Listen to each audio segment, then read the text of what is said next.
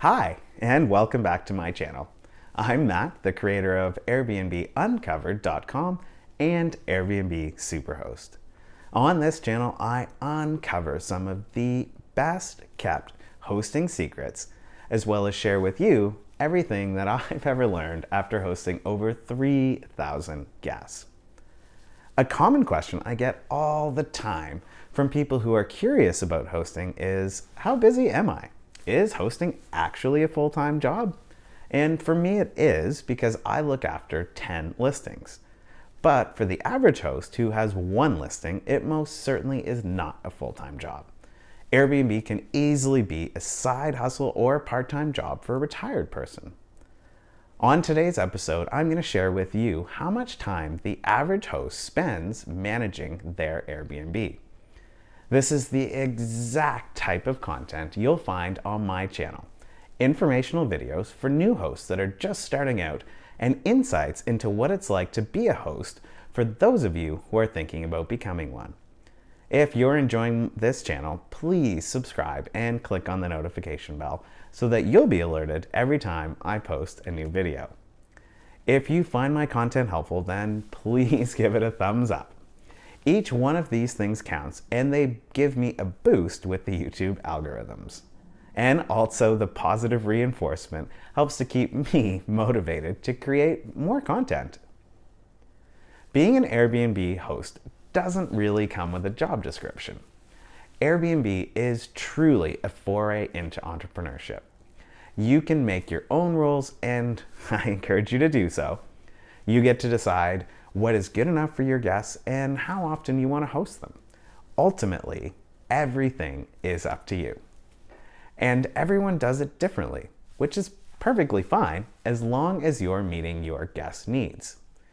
Airbnb describes a few things that hosts must do, and these are to provide a safe and clean space, respond to guest needs in a timely manner, and follow their terms of reference and local laws.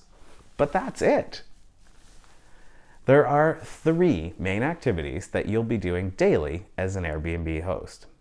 You're going to be getting back to guests, you're going to be monitoring your calendar, and depending whether or not you have a guest checking in or out, you may have to clean. Let's get into the first one, responding to guests. When a guest submits an inquiry or request about your listing, they're wanting to hear back as soon as possible. I mean, it's natural. Imagine if you were trying to book a flight and you had to wait a few days to hear back from an airline to see if you could get on or not. You just wouldn't. Airbnb is no different. So really good hosts get back to guests immediately, or the first thing the next morning if they're asleep when the message comes in. To be honest, responding to guest messages, really, it only takes a few minutes. Responding quickly shows guests that you're a professional host and you'll take care of their needs when and if they arise.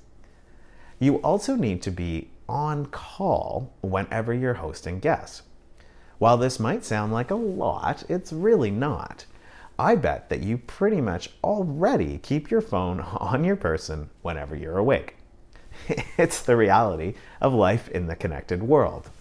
The only difference is that when you're sleeping and hosting a guest, you need to set your phone ringer high enough that it'll wake you in case a guest needs to get in touch. If you're not a handy person, then you'll need to have the phone numbers of a plumber, electrician, or fix-it person on hand.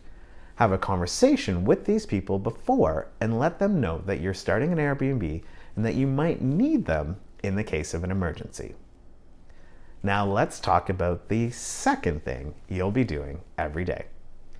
Each day, I recommend that you log into Airbnb and check your calendar. What reservations do you have coming up? Do you need to stock up on anything for those upcoming reservations? Then if so, you're going to need to go out and grab that stuff. Next, look at your bookings. Are you booked as much as you'd like? If not, consider a small price decrease. If you're booked more than you thought, then consider increasing your price since your occupancy is so high. You could be leaving some money on the table, and that's not good. The Airbnb system usually provides price tips to help you, and those are normally on the right side of the calendar. Often these price suggestions are a bit low, so use your judgment when accepting them. I recommend checking your calendar daily and making edits to it at least every second day. Edits can be a price change or updating your available dates. Hosts who frequently update their calendars are rewarded with a higher ranking in search, and that means that more guests will see their listing when they're searching for a place to stay on Airbnb. The last of the 3 things that you could be doing on a daily basis is cleaning. It might be after a guest who has just checked out, or cleaning up after yourself in preparation for a guest to arrive. Some hosts hire this part out while others do it themselves. If you do hire it out, then be sure to properly train your cleaner. Cleaning between guests is different than regular cleaning on a weekly basis for clients. The main activities with cleaning are washing sheets and towels, washing the floors, dusting, cleaning the bathroom, and the kitchen. Make sure that there are no hairs from the previous guests in your space.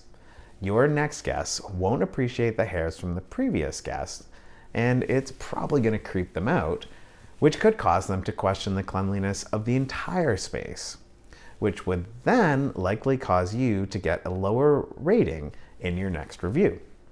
A pro tip here is to double check that all your dishes are actually clean.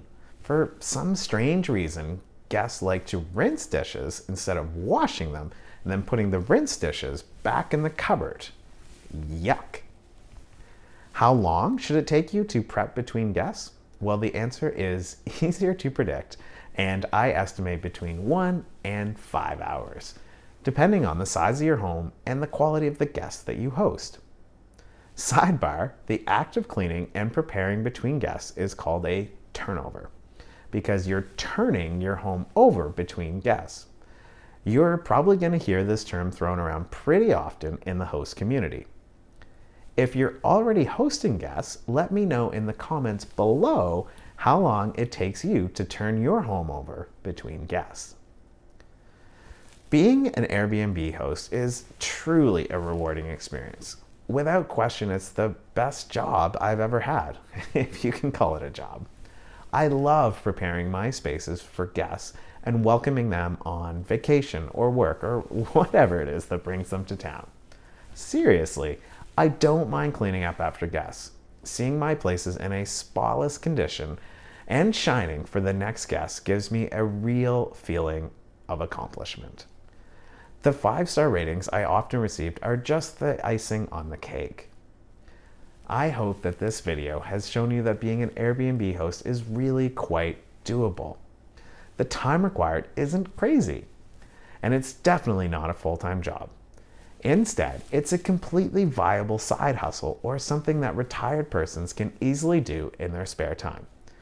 The time required for each day goes from a few minutes to a few hours, depending on what's happening that day.